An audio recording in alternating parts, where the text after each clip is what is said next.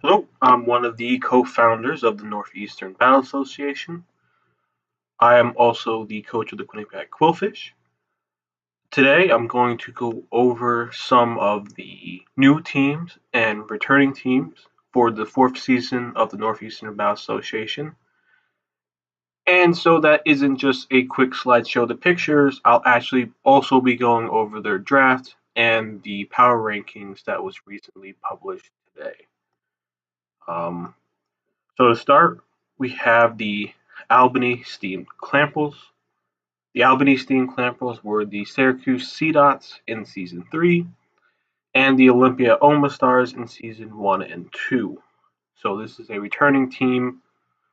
They drafted Ditto, Zoroark, Steelix Mega Steelix, Scolipede, Galay, Blacephalon, Mineshaw, Toxicroak, Honchkrow, Crustle, and Regice. Those are also the order of which they drafted those in. The Albany Steam Clamperls were ranked 16 for power rankings. Round 1 Ditto pick kind of set the mood for this team, and it was followed up by a couple other odd picks. It has some potential as a hyper offensive team, and Ditto's a really good revenge killer, so I set up the turret.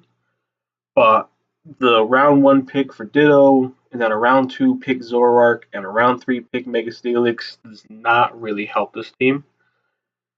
Not having a dragon or fire type is the most forgiving of the Fairy Dragon, Steel, and Grass Fire Water cores, but they still do not have any complete cores at all. Even they don't even have a Fairy type. They don't have a bulky Water. They have a bulky Ice and Regice, but Ice is one of the greatest defensive typings.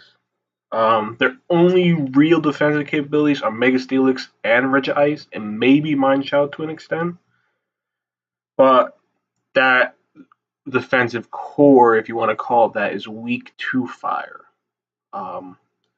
Zach's gonna, which is the coach of the Albany Steam Clamperls, is going to have to bring some extremely strong offenses to ensure wins because he doesn't have a defensive core to fall back on.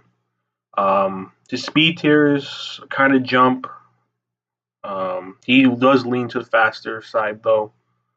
And ultimately, my recommendation is that he uses his 4 free agent trades very wisely over the next couple weeks. The next team is the British Columbia Squirtles. They are a new team. Their coach is Winston.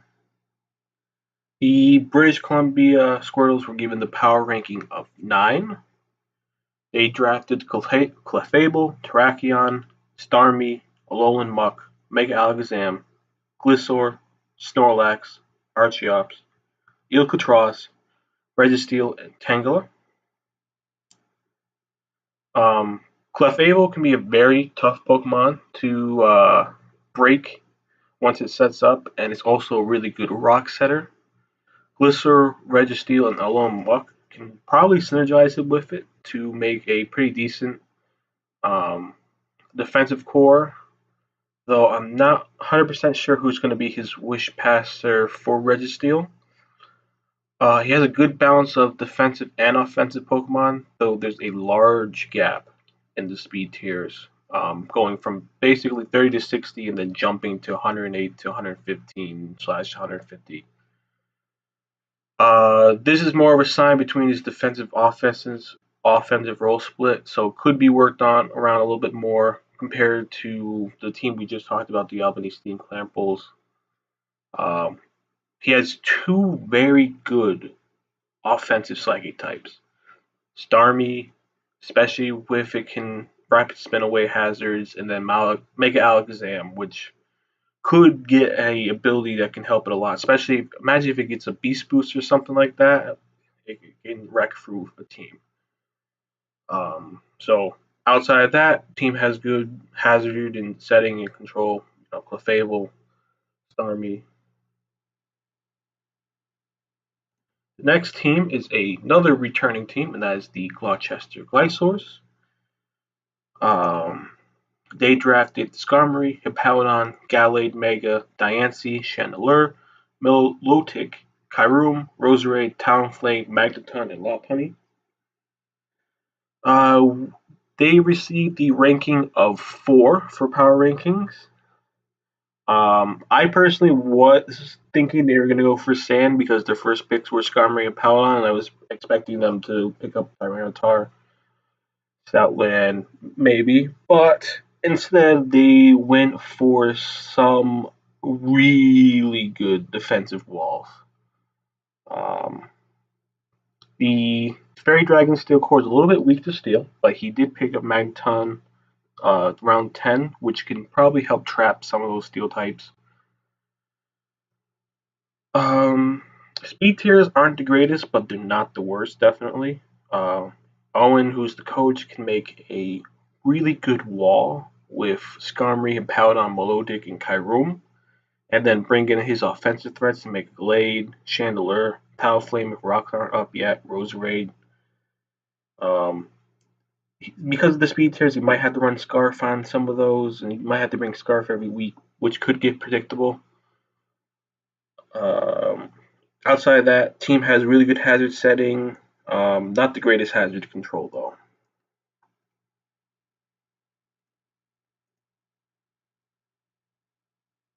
Another new team, and that is the Houston Honchkrows, led by Hato. They drafted Landorus Therian, Heatran, Latios, Rotom Wash, Ninetales Alola, Tangrowth, Beedrill, Mega Beedrill, Miltank, Alolan Sandslash, and Hitmonchan and Lightheart. As I actually am reviewing this, I just see a quick error, so I'm going to fix that. So the Houston Honchkrows were given the rank of 2.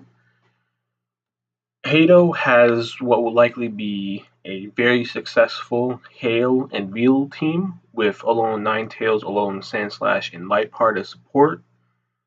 Then they have some very good defensive Pokemon in Miltank, Tangrowth, and Rotom Wash. And then offensive threats in Landorus Therian, Mega Beedrill, and Latios. Heatran can be worked either way.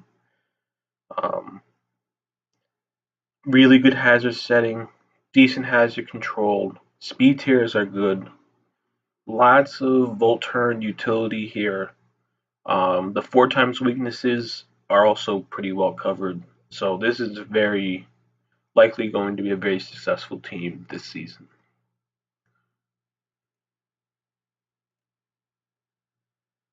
Another returning team is the Northeastern Machamps. They were a team season 1 and season 2, took a hiatus during season 3. They returned for the experimental league, and then after the experimental league, they jumped back into the main league. Their draft was Mega Scizor, Toxapex, Thundurus Therian, Dragonite, Crocodile, Crobat, Rotopi, Clawitzer, Togetic, Mudsdale, and Vileplume. They received a power ranking of 10. If you followed season 3 at all, not the most likely. The Mega Scizor, Toxapex, and Thundurus Therian is very similar to the Roxas Aegislash's Celesteela, Toxapex, and Thundurus Therian core from season 3. As a result, I'm expecting some good synergy between Toxapex and Scizor, as Toxapex does synergize well with Celesteela. Speed tiers are a little bit weak, especially in the 60 to 90 range. But once again, showing the split between defensive Pokemon and offensive Pokemon. Hazard setting is not the greatest, but he does have quite a few defoggers at the expense of that those defoggers are typically hurt by rocks. So there's give and take there. Sticky Web would be a nice addition to this team, especially because he has some really solid setup offensive threats in Dragonite, Mega Scizor, and Thundurus.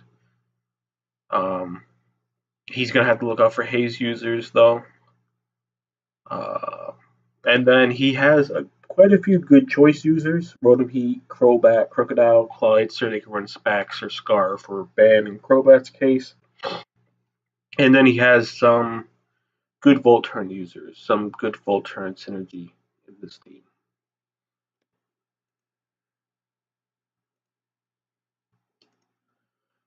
The Milford Magikarps are another new team.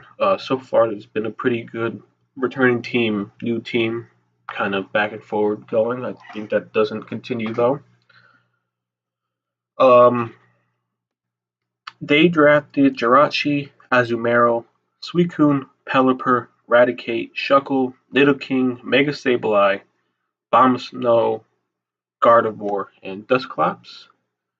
From just looking at the draft alone, a joke was that I could mistake this easily for a block of cheddar cheese.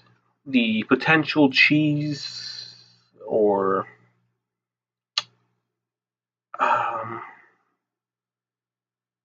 I guess stallish play style is pretty apparent.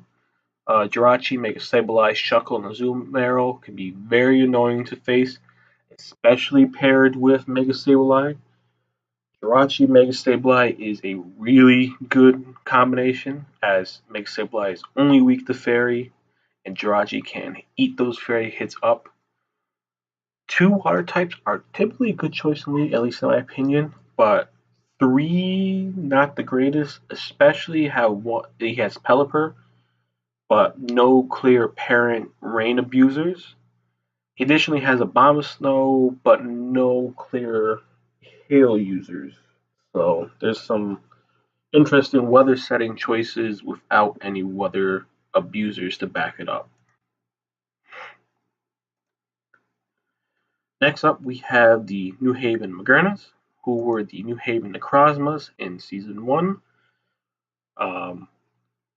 They drafted Necrozma, Megasceptile, Mimikyu, Staraptor, Metagross, Darmanitan, Scrafty, Azelf, Zebstrika, Golisopod, and Minior.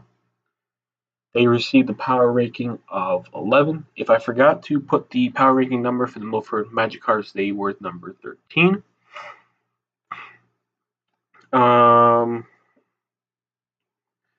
Though Necrozma can be very good at defensive and offensive capabilities, it wasn't really a round one pick in my opinion. Milton did have the third spot in draft, so maybe there was a chance we didn't get back to him. So if Necrozma was that vital, then maybe it was a good pick. Most of his mons are 90 plus speed, so there is some vulnerability to Trick Room there, and there's actually one or two probable Trick Room teams this season. He has good priority in Mimikyu, Golisopod, and Metagross, however. With the item clause, in this league there's an item clause if you can only have one of each item, kind of like on the battle spot. The two choice scarfers in Staraptor and Darmanitan could be limited as a result. But there's some good setup Pokemon here, so of course you have to be on the lookout for his users, and then there's some good Volturn users.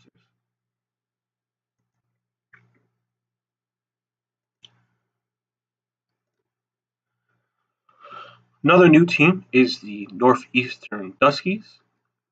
They drafted Kyurem Black, Tapu Fini, Decidueye, Mega Lopunny, Reuniclus, Incineroar, Golbat, Adino, Dugtrio, Alolan Dugtrio, and Magnezone. They were given the power ranking spot of 5. Kyurem Black and Tapu Fini synergize pretty well together, especially when Kyurem Black doesn't wind up using Dragon type moves, as uses Ice Beam, sometimes Earth Power, sometimes the unique Electric type move, which is escaping my mind right now. You don't always see Dragon Claw on it. Depends really. He has several good defensive and bulky offensive Pokemon. Hazard control and setting is kind of poor, but he has good defensive pivots and bulky attackers with series heavy hitters in Kyroom Black and Megalop Honey. Megalop wound up being a round 4 pick, which was pretty interesting. Magnezone can trap any of the steel types that want to try to set up on Kyroom Black, Reuniclus, or Golbat. And he has a lot of good type diversity, and the speed tiers compared to some other teams are excellent.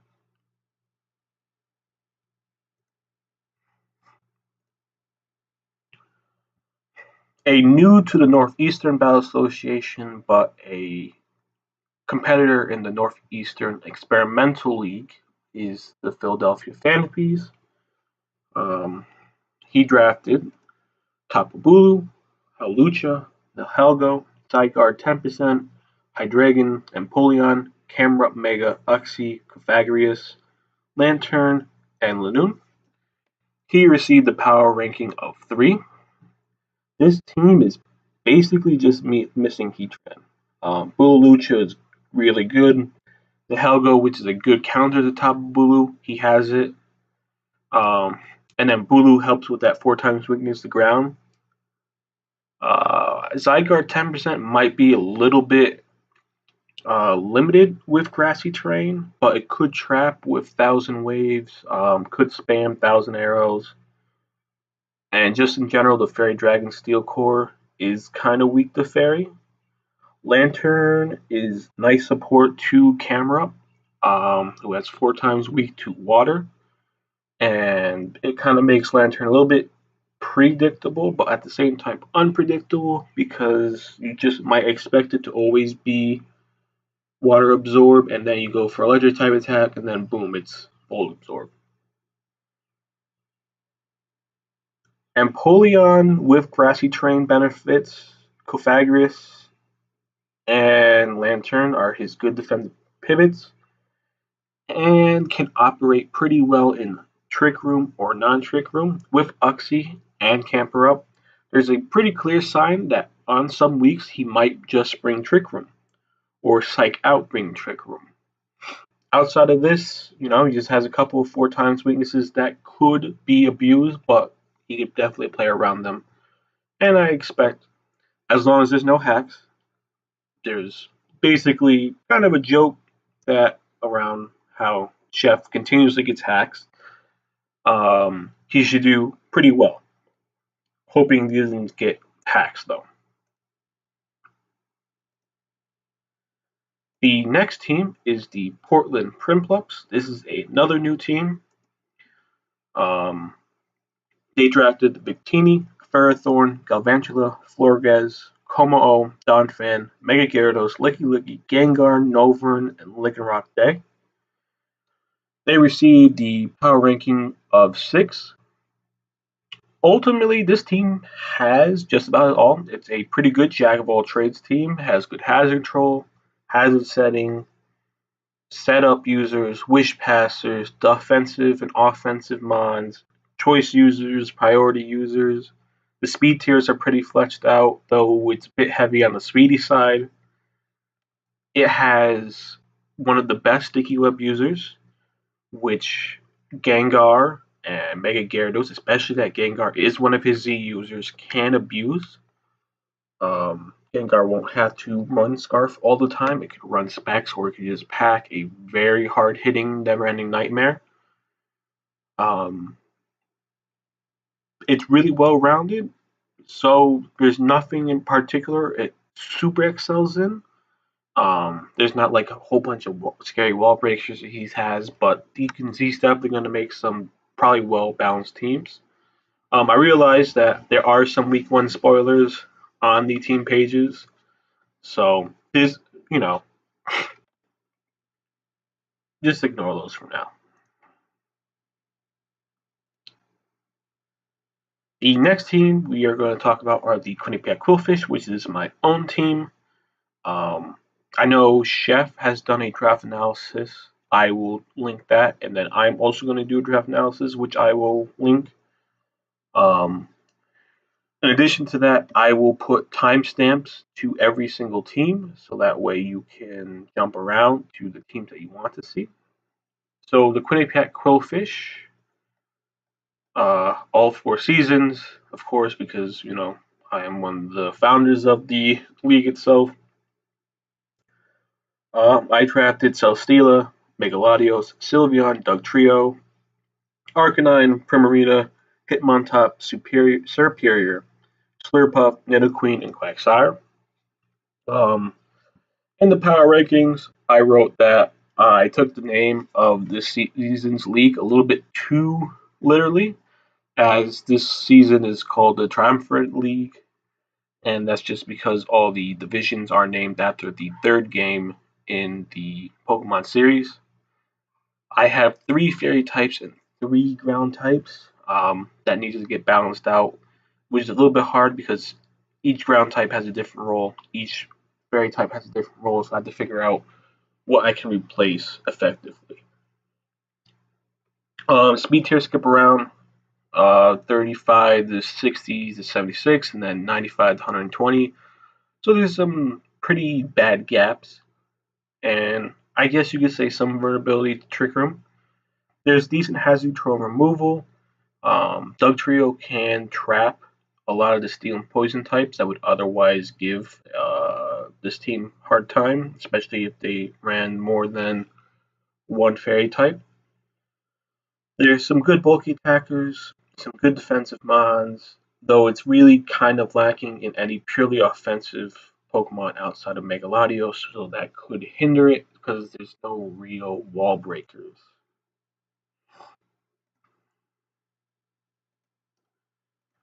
Another returning team are the Rican Rowlets, which in Season 1 was the Fuck How Do I Play? Um, so they drafted Tapu Koko, Mega Swampert, Entei, Politoed, Weavile, Goodra, Fortress, Mesprit, Ludicolo, Drifloon, and Garbodor. So essentially a rain team. Their ranking was 8 in power rankings. The draft of Ephraim had capabilities of running and abusing rain, but also not running and abusing rain. Swampert and Politoed are a bit reliant on rain, but other rain abusers such as Ludicolo, Tapu Koko can excel outside rain. And then he has some Pokemon that benefit from rain but also can operate outside of rain in Fortress, Goodra, and Weavile. Weavile is going to be a nice revenge killer for this team, especially with any grass types that might try to threaten Mega Swampert or Politoed. His speed tiers are not the greatest. A majority are in the 70 to 80 range, and then he has a couple in 100 to 130. He has 2 Swift Swim users though, in Ludicolo and Swampert, Mega Swampert. So of course there's always going to be Swift Swim.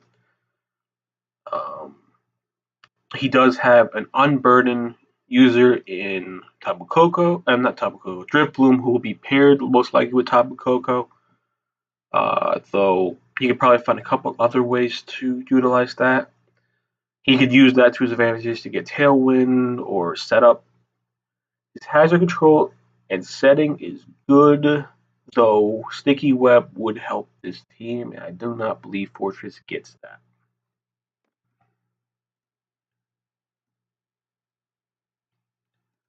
The next team is the Roxas Aegislash, led by Ernest. These were our Season 3 champion. The Quinnipiac Qwilfish were our Season 1 and Season 2 champions. So Ernest drafted Excadrill, Keldeo, Cresselia, Cloysters, Zavali, Mega Sharpedo, Alolan Marowak, Smeargle, Escavalier, Lurantis, and Regirock. The backwards between the Mega and the Alola kind of throws me off a little bit when I'm reading the team, so I apologize.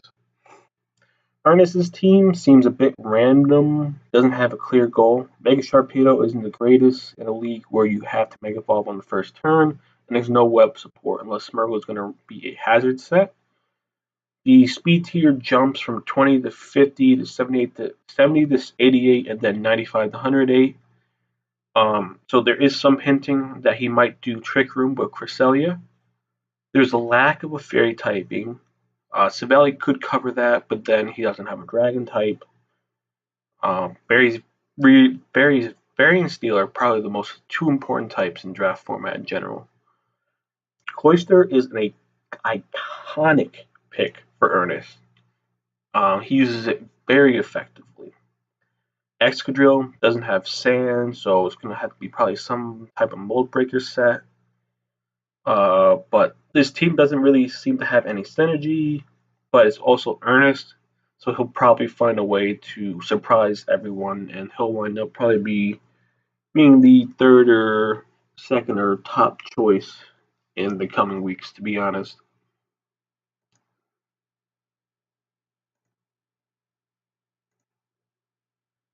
Next team is the South Carolina Shuckles, led by Rogreen. I'm just going to call him Rog. They drafted Mew, Zapdos, Venusaur Mega, Mega Venusaur, Valcarona, Swampert, Lucario, Tyrantrum, Frostlass, Comfey, Alolan Raticate, and Leavanny. They received the power ranking of 7. I realized I didn't say the power ranking of the Roxas Aegislash. You have the power ranking of 15. In the description, I'll have them all ranked by a power ranking and timestamp. So this team has good defensive selection with Zapdos, Mew, Mega Venusaur, Comfey, and Swampert. Speed tiers are primarily in the hundreds or higher, so Trick Room is a potential problem. He has good hazard setting and decent removal, which is especially needed when you have Pokemon such as Valcarona. He has good type diversity, which should cover the 4 times weaknesses of some of the Pokemon that he has, and it should be really interesting to see what he does with Alolan Raticate.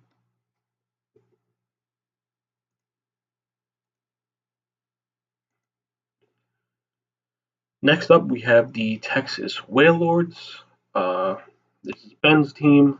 He's been playing since Season 1-2, though he had to leave halfway through Season 3 and halfway through the Experimental League due to some personal things going on. He drafted, unsurprisingly, Kartana, Buzzwole, and Espeon, and then Mega Pidgeot, Infernape, Lycanroc Dusk, Feraligatr, Raikou, Banette, Type Null, and Mightyena. They received a power ranking of 14. If I did not say the Shuckles, it was 7.